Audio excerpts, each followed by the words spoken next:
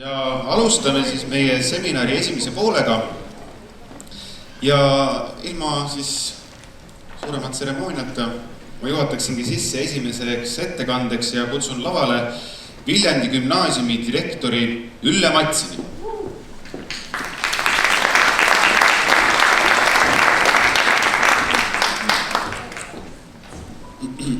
Ülle on Viljandi gümnaasiumit juhtinud 2011. aastast, enne seda on töötanud ajaloo, ühiskonnaõpetuse ning arvutiõpetuse õpetajana Viljandis ning lektorina Tartu Ülikoolis.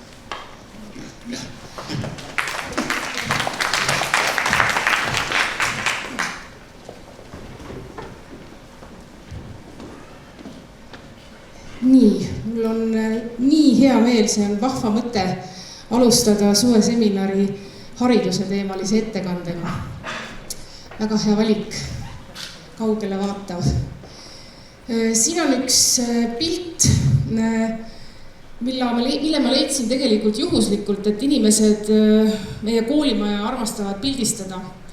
Ja neid pilte aeg-ajalt siis jagame me ka oma meeskonnas ja mõned nagu kõnetavad.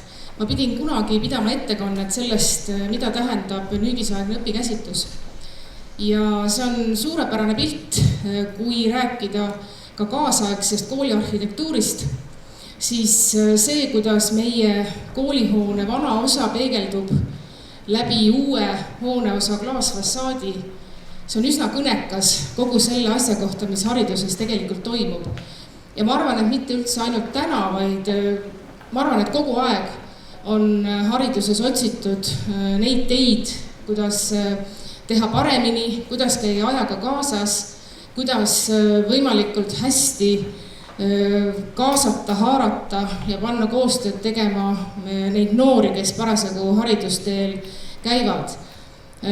Selles mõttes on need teemad ilmselt ajast aega kestnud, aga sellel pildil on lisaks veel üks tagamõte, et ma ta avapildiks valisin, on see, et kui me räägime kaasaegsest kooliarhitektuurist, siis tegelikult ma arvan, kõik need koolid, mis on nüüd Eestis ehitatud viimase 10 aasta jooksul ja mida siis kerkib igal aastal juurde, on õpetanud meile seda, et kool ruumina mõjutab ja saab potentsiaalselt mõjutada väga palju sellest, kuidas õppimine toimub. Ja me näeme täna tegelikult koolis sellist vana ja uue piiri peal olekut. Et ka meil on selles mõttes tore, et on vana hooneosa, on uus hooneosa, nad on oma auralt hästi erinevad. Kui inimesed käivad meil külas, siis osadele meeldib rohkem see vana hooneosa, osadele rohkem uus, nad millegipärast arvavad, et nad peavad nagu ütlema, kumb hooneosa neile rohkem meeldib. Aga seda on huvitav siis kuulata, et kuidas need inimesed seda siis valivad ja et vana on midagi sellist, mis on nii nagu on ikka olnud ja see on ikka nagu see, nagu on kool vanaaegne ja nii nagu vanaemade ajast me oleme harjunud, et kooliharidusest me aru saame ja uus on midagi täiesti teistsugust. Et see ongi see, mismoodi mõjutab ka kooli arhitektuur, seda, mis koolis toimub. Mul oli nii hea meel näha, et kohtute virtuaalselt ka Aarhusi linnaarhitektiga, et see on olnud üks minu viimase aasta elamusi seal haridusasutusi külastades, et kuidas nemad on samamoodi seda kooliruumi kasutanud ära selleks, et muuta õppimise viise. Ja ma näitan teile oma sellise arutluse taustaks siis pilte meie koolist, nii väljast kui seest ja räägin seda lugu, kuidas me selle koolihoonega siis sõbrunesime, kuidas me ta omaks võtsime ja mismoodi see meie tööd on mõjutanud. See foto on pärit ühest blogist, Ilmar Roosma blogi 0 punkt, kus ta on pildistanud meie kooli, aerofotod. Me oleme linna südames, et see koolimaja on nüüd siis seoses sellega, et siia lähedusse on kerkinud uus laululava ja renoveeritud on meie koolimajast üle tiigi asuv teatrihoone, kooli kõrval mäel on kiriku, siis Pauluse kirikuhoone, mitte see, mis siin Kellamänguga oli, vaid siis teine punane kirikuhoone. Ja nüüd siis renoveeritakse Viljandi mõisahoonet, et see ansambel, mille keskel me paikneme, ta on ilus, ta on inspireeriv ja ta on tegelikult sellise visuaalse keskkonnana ka midagi, mis noori inimesi, kes selles koolis õpivad, kindlasti mõjutab. Et see kooli paiknemine on selles mõttes oluline. Me oleme hakanud armastama seda kooli ümbrust ka õppekeskkonnana. Et kindlasti minu elu üheks kõige soemaks ja toredamaks kogemuseks jääb see, kuidas ma sain olla kõrval meie koolimaja joonestamise ja ehitamise protsessis ja see, mida tollel ajal arhitektid rääkisid, kuidas nad arutlesid selle üle, mismoodi tuleks panna elama üks või teine asupaik selle maja suhtes, et see kõik on osutunud tõeks ja tore on neid kanda, neid teadmisi, kui me midagi koos jälle mõtleme, kuidas ruumi näiteks ära kasutada. Et selles mõttes see aerofoto näitab, et see kool ansamblina meie linnaruumis on see, mis aitab kaasa meil kindlasti sellele, et see koolipere tunneb ennast ühtsena. Et hommikul siis teklitega noored liiguvad selle hoone suunas. Andro kirjutas, et katsu võib-olla ka natuke seda pandeemia järgse ruumi teemat lõimida, et see on nüüd tegelikult foto siis ajast, kui oli see viiruse ja distantsõppe perioodi haripunkt. Ja tegelikult oli koolimaja aed, kirsiaed oli õitsema läinud ja see oli niivõrd ilus, et ma jagasin siis pilte sellest õitsvast kirsiaiast meie kooli siseveebis ja tervitasin õpilasi ja õpetajaid. Et see, mismoodi me selle distantsõppe perioodi üle elasime, et see tegelikult oli võib-olla selline nukker just selles mõttes, et see õppimise keskkond, selle mängima paneku võimalus oli nagu ära katkestatud. Aga samal ajal oli nagu tore näha, et õpetajad, kui oli juba võimalus käia niimoodi üksinda oma kabinetis midagi tegemas, siis tegelikult hakkasid järjest käima filmimas oma tunde, et siis videomaterjalid ära neid kasutada ja nad valisid tegelikult siis oma videotundide tegemise kohaks koolimaja, et nad tunnevad seal ennast niivõrd hästi. Sellel ajal, kui koolimaja seest kasutada ei saanud, oli võimalus kasutada seda, mis meie koolimaja ümber on, et siin on üks näide sellest, kuidas siis meie koolimaja pea sissepääsu ees, kus on sellised siis kunstitööna hoone juurde, siis tellimustööna valminud värvilised Merike Estna kuulid. Muide, kui need kuulid valmisid, siis linnas külas käinud inimesed arvasid, et seal hakkab olema lasteaed.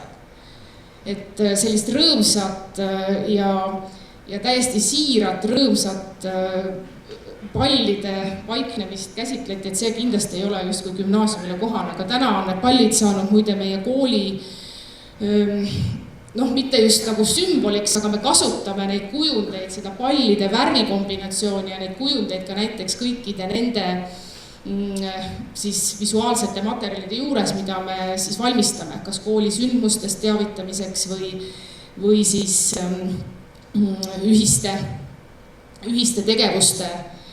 ühistest tegevustest teatamiseks. Et selles mõttes nad on hakanud ka meiega kaasa elama. Selle kooli Viljandi gümnaasiumi nime peal, kui te võib-olla mõned teist sattusid siin paar aastat käima varem, siis panite ehk tähele, et seal paiknes üks loom.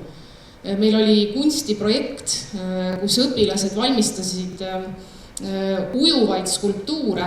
Nad oli paigutatud vahepeal sinna teatri ja koolimaja vahelisele tiigile, aga tegelikult põhiosa projektist oli hoopis Haapsalu lahel, kus siis riigigümnaasiumide noorte ujuvad skulptuurid olid ja meie noored otsustasid valmistada ükssarviku.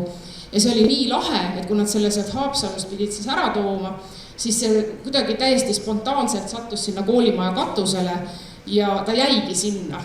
Nii et seal paari aasta vältel oli meil siis selle kooli peasissekäigu kohal seal Murumättal ja peasissekäigu kohal ka ükssarvik, kes oli mõnes mõttes ju täiesti jabur, aga samas väga armas.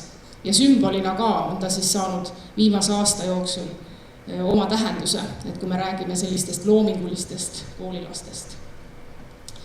Selle pildi ma tegin eile.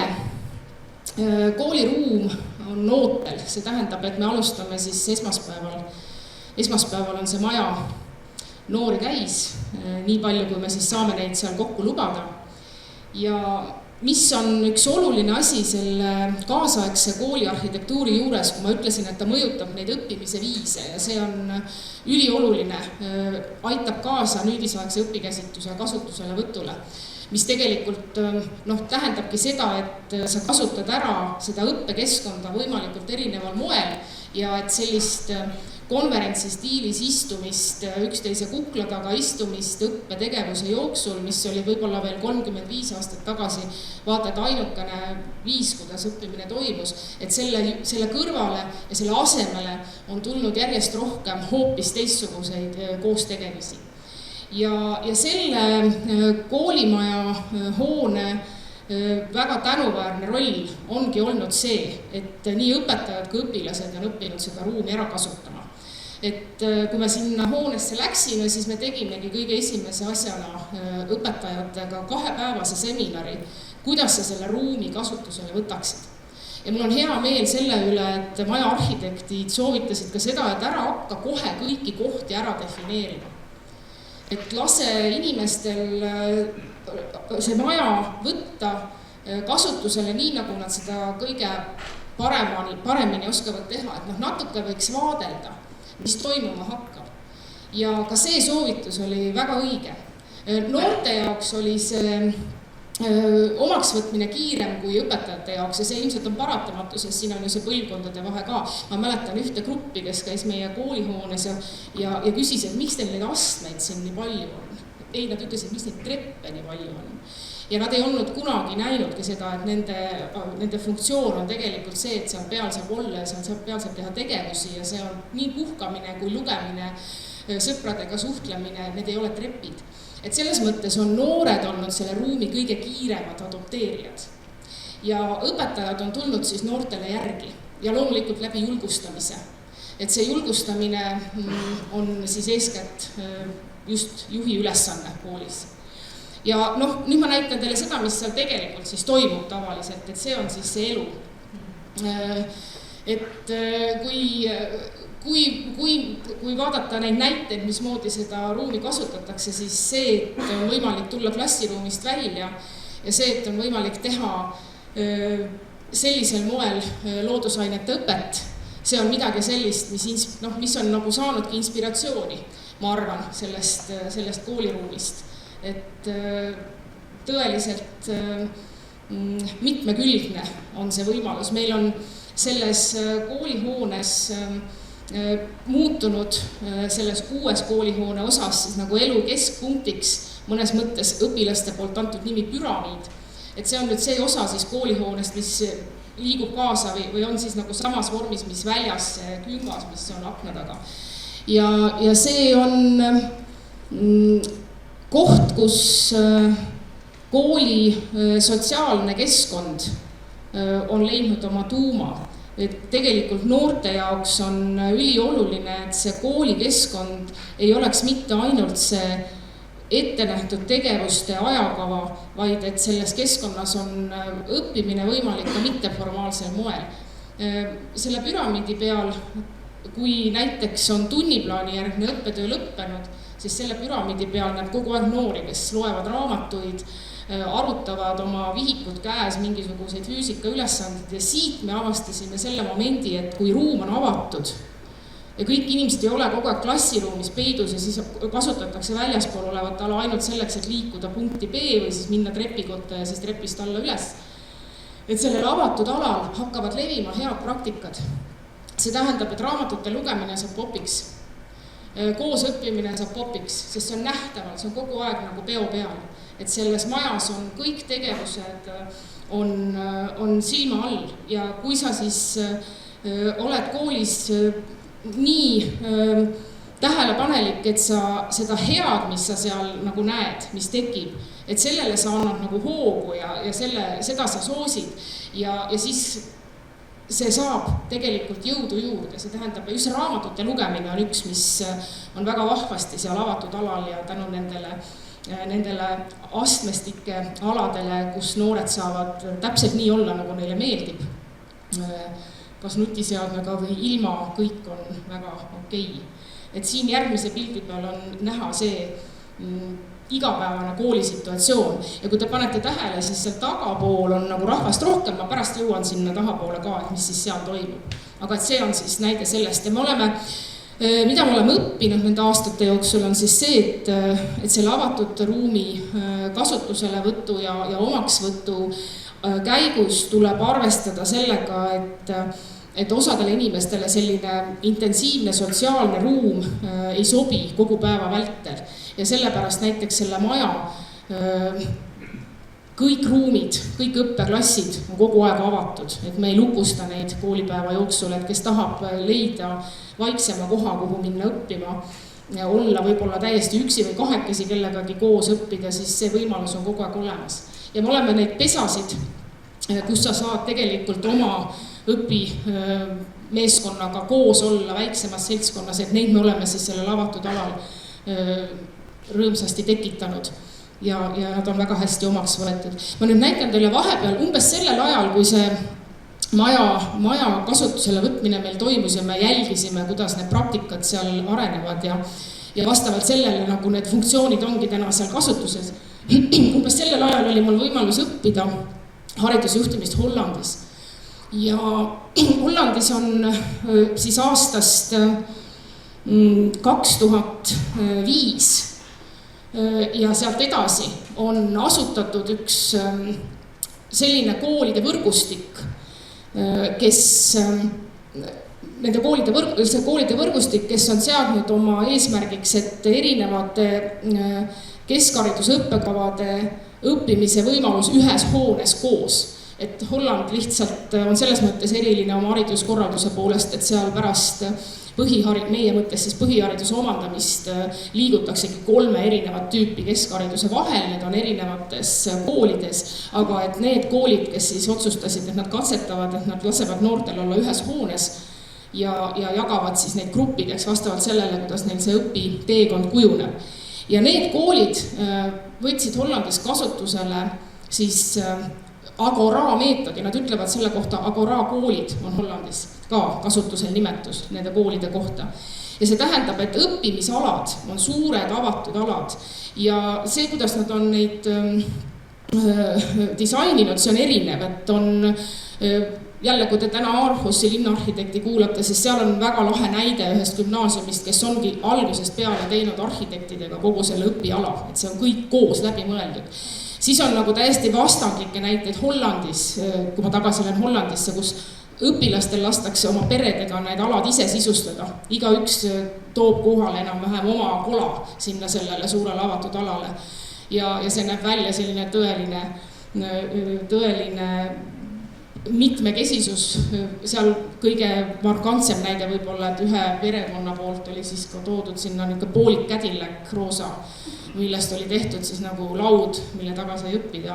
Või siis oli seal narid, et õpilased said ise otsustada, kuidas nad kõige efektiivsemalt õpivad ja seal ei olegi nagu siis selleks klassiruum ette nähtud. Ja siin üks kõige kuulsam näide on siis Nikee kool Röörmundis, kui sinna siseneda, see ongi tegelikult nagu peauksest sisenemise vaade. Et see nagu selles mõttes, et meil oli siin Viljandis siis oma koolimaja adapteerimisprotsess käima läinud, eks ju, ja hästi palju oli nagu sellist, et õpetajatega diskuteerida, et kuidas ja kuidas see mõjutab õppimist ja et kui me teeme seda täitsa teistmoodi, mis me seni oleme teinud, et kas see mõjutab meie tulemusi heas või halvas suunas ja nii edasi. Ja siis ma nägin midagi sellist ja see näide lihtsalt sellepärast, et see on ka siis selline kogu see ala on siis sellisel moel kasutusele võetud, et igal pool on võimalik õppida. Selle kuubi sees ka, mis seal on nende illuminaatoritega, et seal sees õppisid parasjagu ühed noored füüsikatestiks. Ja see kujundus ja see kõik on siis koolipere ühislooming, see on kunstikallakuga gümnaasium, kunstikallakuga kool. Tavapärast klassiruumi õpet on ka, et selles mõttes kogu see kool ei ole mitte ainult siis nad ütlevad selle kohta agora, eks ju, aga see oli väga hea kinnitus sellele, et see suund, kuhu Eesti koolid lähevad, et tekitada ka avatud õpiala, tulla välja sellest klassiruumist, et see on õige ja et järjest julgemalt neid lahendusi välja töötatakse, selle üle on tohutult hea meel. No ja näete, selline on siis mõnu, mida saab sellel alal teha. Noored korraldavad seal oma kontserte, meil on aeg-ajalt bänditehnika, kõik seal astmestiku peal ja kui tavapäraselt on siin meie poole vaadates on ka toitlustus päeva jooksul, siis meil on väga sageli koolis olukord, kus kooli toitu süües saadab sind ka muusikat, on sellised salongilõunad. Et see on väga lahe, kuidas see võimaldab kõigel kokku sulanduda, et tänu sellele, et see maja just selline on. Väga hea on seal läbi viia ka televisioonisaadet, nagu võib-olla te osad kuulsite, siis eelmisel aastal aasta kooli tiitli üleandmise hommiku televisioonisaade läkski eetrisse meie koolimajast. Ja see oli tegelikult läbi eetri oli nagu nii ilus vaadata seda, kuidas see tagumine avanev vaade rohelusse oli tegelikult siis nagu selline kõige mõjusam ja kogu see kooli tegevus siis selle roheluse sees, et see tuleb nagu majja sisse mõnes mõttes. Seal juhtus ka see lugu, et kui keegi hakkas muru niitma, siis üks meie inimene läks ütlema, et ära praegu niida, et toimub saade ja siis tema jooksmine sinna nagu jäi ka kaadrisse ilusasti. Raamatukogu, väga ilus lugu sellest, kui meie koolimaja ideekonkurss alles käis, muide need ideekonkursi tööd me korjasime kõik koolimajja, et meie kunstisuuna õpilased saaksid neid veel aastaid hiljemgi nagu avastada. Et siis tegelikult oli ka üks selline variant, kus raamatukogu oli vanas hooneosas ja ta oli teisel korrusel saalis, uste taga. Ja siis oli see variant, mis on siin, et raamatukogu on elu keskpunkt, ta on täiesti avatud. Raamatud ei ole kuskil ukse taga, sinna ei pea minema nagu teise majja, teisele korrusele 3 erineva ukse taga. Et raamatud on seal, kus meie ja see otsus on olnud väga õige, et raamatukogu ja raamatute keskel õppimine ja see, et siin kõrval olevatest ruumidest, kus eesti keele ja kirjandusõpe meil toimub, et saabki liikuda kohe selle õppetegevuse jooksul raamatukokku. No nii, ja sellist salongi õhkkonda veel, et meil on, siin on nüüd näha seda ala, kus siis siin üleval nurgas te näete, kuidas on toitlustusala, aga seda on väga lihtne siis ümber kujundada ka sellisteks teistsugustest tegevusteks, et võib-olla üks selline tunnus ka kaasaegsele kooliarhitektuurile on see, et ta peaks olema dünaamiline, ta peaks olema kergelt muudetav ja siin on üks näide sellest, kuidas me seda ruumi kasutame. Et ta on siis kasutusel ka selliste ühiste õpitegevuste jaoks ja samal ajal siis ka muus funktsioonis, näiteks kui on toitlustus. Klassiruumide näide sellest, võt niimoodi tegelikult on need poisid füüsikatunnis, et see on tegelikult, ütleme siis hea võimalus, kuidas tuua nagu selline huvipõhine õppetegevuse kulgemine, et panna nad ühiselt nuputama, ühiselt tegema. See on midagi sellist, mis on koolides juba omaks võetud, aga sellises õpikeskkonnas, mis toetab loomingulist suhtumist õppetöösse, saavad kõik sellised asjad hoogu. Vanas hoone osas oleme me proovinud täpselt samamoodi siis tuua sinna sisse sellist uut moodi õppimist. Ja siin on nüüd näide siis ühest õpperuumist, mis on vanas hoone osas. See, mis on siis 20. sajandi alguses ehitatudki kooliks ja kus kõik sellised 80+ inimesed, kes meil käivad mälestusi vaatamas üle, tunnevad ennast hästi koduselt. Aga et klassiruumides on tegelikult võimalik ikkagi teha asju teistmoodi. Et see ruum on ikkagi kaasaegne. Samamoodi näide siis vanast koolihoone osast, kuidas me muudame oma sellise kammerliku aularuumi siis samamoodi õpikeskkonnaks. Nii et sellisel moel me toimetame ja see maja on meid hästi palju aidanud, et see kaasaegne kooliarhitektuur, mis paneb meid teistmoodi tegutsema ja mis aitab kaasa sellele, et haridus muutub oma sisult ka kaasaegsemaks, et olgu teil kõigil jõudu siis nende koolimajadega tegelemiseks ja siit viimane pilt nädal aega tagasi, maalilaager. See on see puu, mille nimel me võitlesime, et teda maha ei võetaks ja tõestasime ära, palun väga, et see on see sama kastan ja ta on väga armas, on see mäe otsas kasvav kastan, mille kohta arvas ehitaja, et see kindlasti kuivab ära, siis täna on ta just nimelt selline võimas ja seal all need maalilaagri lapsed, kes selle koolimaja taguse õue on alati siis täitnud augusti 2 nädalal. Nii et aitäh selle maja eest ja aitäh selle eest, et arhitektidena olete te kaasa aidanud hariduse kaasajastumisele ka selle sisu mõttes. Minu lugupidamine. Aitäh.